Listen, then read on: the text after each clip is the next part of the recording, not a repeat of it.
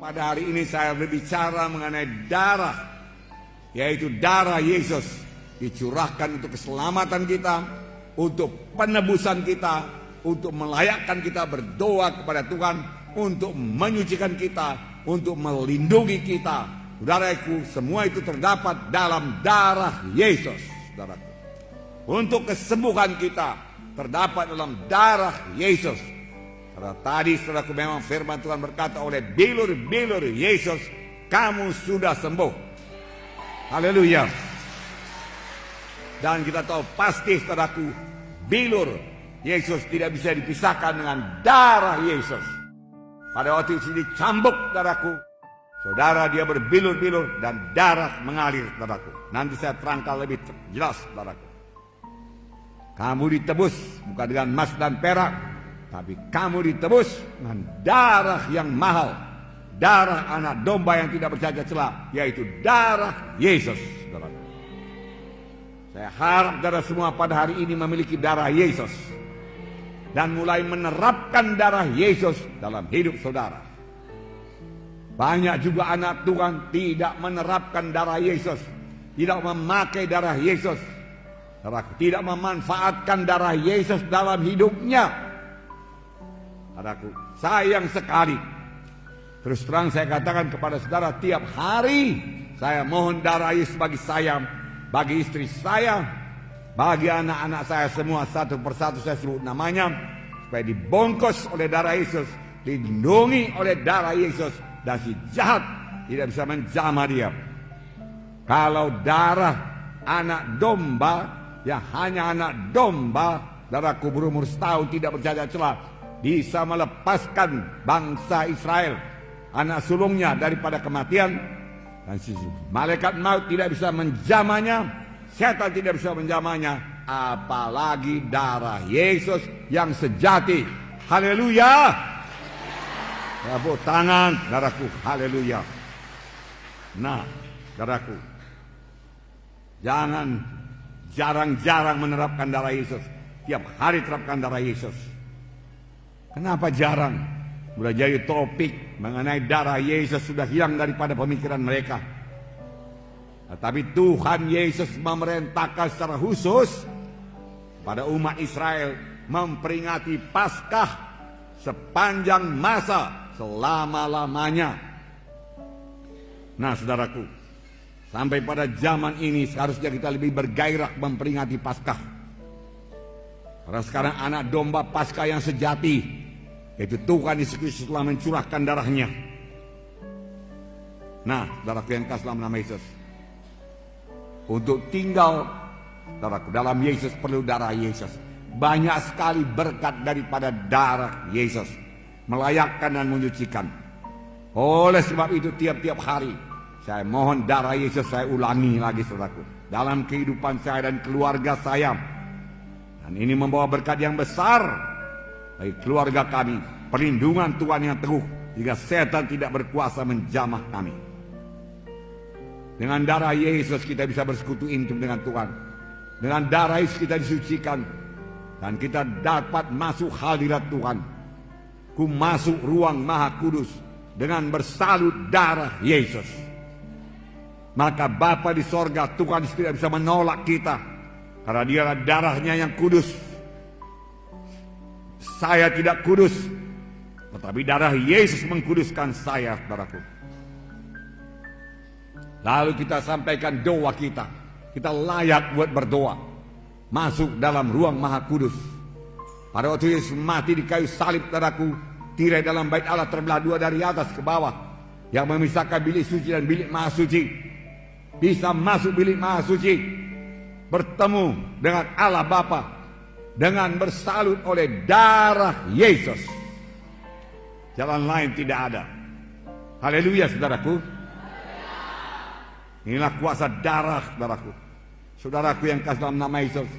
Dan firman Tuhan berkata, jikalau kamu tinggal dalam aku dan aku dalam kamu, mintalah barang apa saja yang kamu kehendaki, aku akan berikan kepadamu.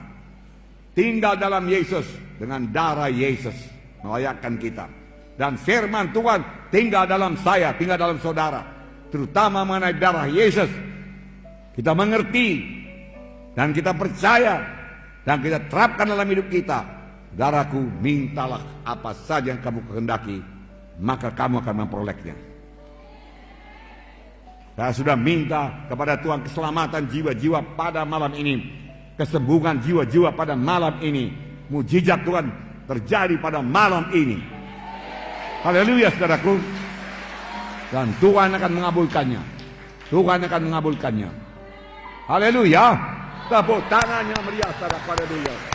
Terima kasih Tuhan Yesus. Haleluya Tuhan. Terima kasih. Terima kasih Tuhan. Tuhan membedakan umat pilihannya dengan bukan umat pilihannya. Ada 9 tulah yang menimpa tanah Mesir sebelum tulah yang ke-10 yang membebaskan dia daripada perbudakan Mesir. Tulah pertama, air menjadi darah. Kalau sekarang kita buka keran, keluar darah. Kalau sekarang kita gali sumur, keluar darah. Kalau kita beri sungai Delhi jadi darah. Sungai Babura jadi darah. Darah, saudaraku. Bau sekali, saudaraku. Mana-mana, saudaraku. Tentu sangat susah, saudaraku. Nah, ini jadi di tanah Mesir. Firaun berkata, oke, berangkat kalian, berangkat. Tapi lenyapkan dulu darah ini. Lalu Musa berdoa, saudaraku, berubah kembali jadi air. Datang tulah kedua, yaitu katak memenuhi tanah Mesir. Katak memenuhi tanah Mesir, bukan ulat bulu ya. Katak, di mana-mana katak, tempat tidur katak. Saudara buka peti es katak, saudaraku. Saudara angkat, saudaraku, tudung saji, melihat makanan, dalamnya ada katak, saudaraku. Saudara mau tidur, ada katak, saudaraku. Katak di mana-mana, saudaraku. Di ruang tamu ada katak, saudaraku. Katak. Firaun berkata, berangkat. Ya, bebaskan dari katak ini. Katak mati semua, saudaraku. Bau busuk memenuhi tanah Mesir. Itulah ketiga nyamuk yang sangat banyak, bahkan debu menjadi nyamuk di tanah Mesir. Firaun masih meraskan hatinya. Tulah keempat lalat pikat. Tulah kelima penyakit sampar pada ternak. Firaun meraskan hatinya, tidak bisa pergi. Tulah keenam bisul, saudaraku. Bisul. Dokter-dokter juga kena bisul, saudaraku. Semua kena bisul, saudaraku. Bisul di mana-mana. Wah, luar biasa, saudaraku. Saya belum pernah melihat yang seperti ini, saudaraku. Juga tidak bisa bebas. Tulah ke-7 hujan es. Tulah ke-8 belalang. Tulah ke-9 seluruh Mesir gelap gulita. Gelap gulita. Tangan tidak bisa dilihat, saudaraku. Begitu gelap gulita, saudaraku. Tibalah tulah yang ke-10 yang membebaskan bangsa Israel, yaitu kematian anak sulung dari manusia dan binatang. Tuhan menyuruh malaikat maut menjalari seluruh tanah Mesir. Di mana saja rumah, di mana tidak ada tanda darah, saudaraku, saudara, ada kematian. Apakah Tuhan tidak bisa membedakan yang mana bangsa Israel, mana bangsa pilihannya, dan bangsa Mesir? Tentu saja bisa. Tuhan kenal semuanya. Tapi mengapa Tuhan menyuruh sembelih domba Paskah? Karena Tuhan mau mengajarkan satu prinsip keselamatan, saudaraku. Prinsip kebebasan daripada kematian.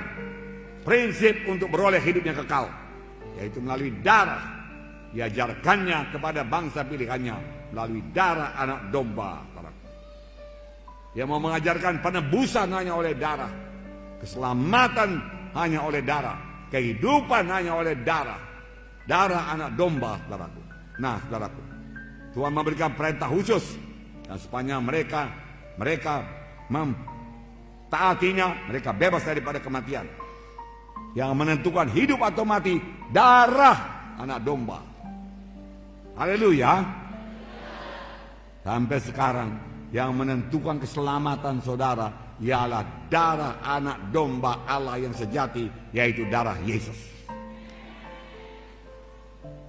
Itu sebabnya setan tidak senang kalau saya berkhotbah, saudaraku, mengenai darah domba Paskah, darah domba Allah yang menyelamatkan. Bukan kebaikan kita, bukan sumbangan kita, bukan amal-amal kita, bukan perbuatan baik kita, tetapi kamu, bukan uang kita, bukan harta kita, saudaraku, bukan korban kita kepada gereja, saudaraku, bukan itu yang menyelamatkan, bukan itu yang membawa ke sorga. Semua itu baik dan disukai Tuhan, tapi ibarat jembatan tadi tidak 1/10 pun membawa kita ke sorga, saudaraku. yang sanggup membawa kita ke sorga hanya satu, yaitu darah anak domba Paskah yang sejati, yaitu darah Yesus. Saudaraku, tepuk tangan padaku. Haleluya. Hanya melalui Yesus kita selamat. Tidak ada jalan yang lain ke sorga. Tuhan sendiri berkata, akulah jalan dan kebenaran dan hidup. Seorang pun tidak sampai kepada Bapa kalau tidak melalui aku. Hanya Yesus jalan ke sorga. Haleluya. Miliki Yesus pada hari ini. Terima darah Yesus pada hari ini. Haleluya. Haleluya. Ucapkan apa yang saya ucapkan. Haleluya Tuhan Yesus.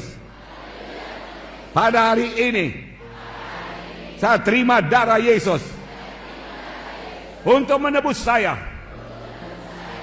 Tiap-tiap hari saya terapkan darah Yesus untuk melindungi saya dengan salutan darah Yesus. Si jahat, setan iblis, kematian tidak bisa menjamah saya. Saya percaya Tuhan, hanya Yesus jalan ke sorga. Saya percaya Tuhan, oleh bilur Yesus saya disembuhkan. Haleluya. Tepuk tangan padaku. Haleluya. 1 Petrus 1:18-19 berkata, sebab kamu tahu bahwa kamu telah ditebus dari cara hidup yang sia-sia, yang kamu warisi dari nenek moyangmu, bukan dengan barang yang fana, bukan pula dengan perak atau emas, melainkan dengan darah yang mahal, yaitu darah Kristus yang sama seperti darah anak domba dan tidak bernoda, tidak bercacat. Kamu ditebus bukan dengan emas dan perak, dari perbuatanmu yang sia-sia, dari dosamu, dari penyembahan berhalamu, dari pemberontakanmu, dari ketidakpedulianmu kepada jalan Tuhan, dari segala tipu dayamu, dari segala dosamu. Bukan dengan emas dan perak, bukan dengan hartamu. Kau persembahkan seluruh hartamu, tidak bisa menebus engkau. Tapi engkau ditebus hanya dengan darah anak domba yang tidak bercacat celah, yaitu darah Yesus. Haleluya. Setelah saudara dengarkan firman Tuhan ini, adakah saudara percayakan darah Yesus? Darah Yesus berkuasa, amin. Membungkus saudara pada saat ini, amin. Haleluya.